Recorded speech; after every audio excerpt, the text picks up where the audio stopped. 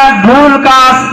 আর আল্লাহ নবী সাল্লাল্লাহু আলাইহি ওয়াসাল্লাম আমাদেরকে শিক্ষা দিয়েছেন, হে উম্মত, হে আমার উম্মত, তোমরা আত্মীয়তার সম্পর্ক রাখো, কখনো যেন তোমরা আত্মীয়তার সম্পর্ক ছিন্ন না করো।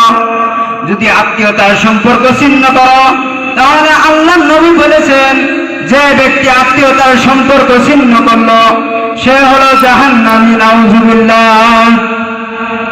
এই কারণে আমাদেরকে আত্মীয়তা ছিন্ন করা যাবে না, আত্মীয়তার বন্ধন অটুট রাখতে হবে, সব সময় আত্মীয়তার সম্পর্ক রাখতে হবে।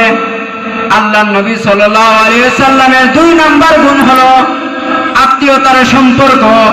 এই কারণে 2 নাম্বার গুণ আত্মীয়তার সম্পর্ক, আত্মীয়তা বজায় রাখতে হবে। 3 নাম্বার গুণ হলো আল্লাহ